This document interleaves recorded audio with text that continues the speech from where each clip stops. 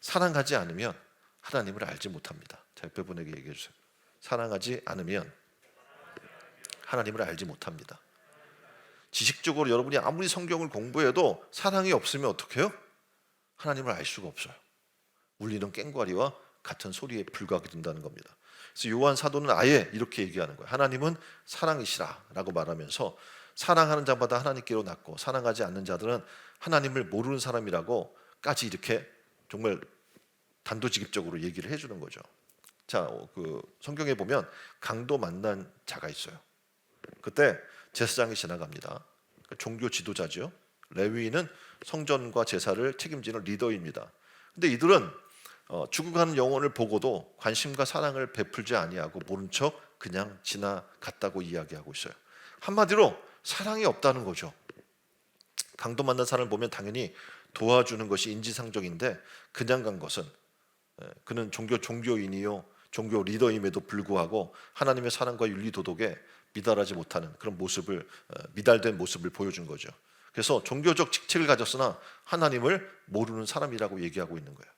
우리가 사랑을 모른다면 교회를 다니지만 그는 어떻게 해요? 하나님을 모르는 사람이라는 겁니다. 하나님의 사랑은 비이기적인 행위입니다. 다시 말하면 개인의 이익을 생각지 않는다는 거죠. 하나님의 사랑은 용서와 끝없는 참음과 희생과 수고를 기본으로 하고 있다는 얘기예요.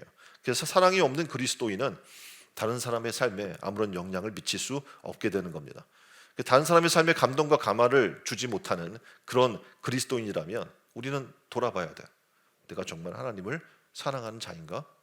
내가 정말 하나님을 믿는 자인가? 그래서 믿음, 소망, 사랑 그 중에 제일은 뭐예요? 사랑이에요. 사랑이 없으면 믿는다고 아무리 우리가 얘기해도 거짓말에 불과한 겁니다. 왜냐하면 하나님은 사랑이시라라는 이 말 속에 사랑의 본질과 함께 진리가 담겨 있기 때문에 그렇습니다. 진정한 사랑과 사랑에 대한 알문 바로 하나님께 있는 겁니다. 그래서 하나님을 알지 못하는 자는 사랑을 알지 못하는 자이고 또 사랑하지 않는 자는 하나님을 알지 못하는 자다라고 이렇게 정의를 해주고 있는 겁니다. 자, 우리가 세상을 사랑해요. 그래서 하나님을 사랑한다고 이야기하지만 세상을 사랑하는 모습이 굉장히 많아요. 돈을 사랑하고 그리고 어떻게 해요? 뭐 좋은 집, 그림에 보이는 것처럼 좋은 차, 높은 지위, 명예 이런 것만을 바라보며 사랑하게 되면 우리는 어떻게 해요? 천국을 소망할 수가 없어요. 그래서 그 사람에게 물어봅니다. 천국 가고 싶으세요? 당장은 생각이 없는 거죠. 왜냐하면 지금 갖고 있는 게 좋다고 생각하기 때문에 죽고 싶지 않아요. 그렇죠? 천국에 이보다 더 좋을 거라고 생각하지 않기 때문에 그렇습니다. 다시 말하면 하나님을 사랑하지 않는 자는 당연히 어떡합니까? 세상을 사랑할 수밖에 없게 되는 거예요.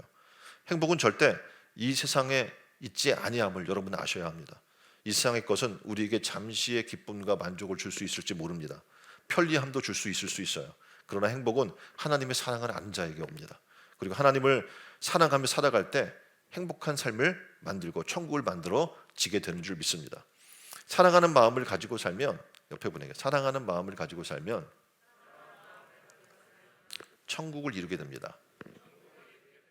그래서 하나님을 아는 일과 하나님을 사랑하는 일은요 진리 중에 진리이고 그리고 성도가 이웃을 향해 보여야 할 어떻게 보면 하나님이 우리에게 명령하신 중요한 미션 중에 하나가 바로 이게 사랑이에요.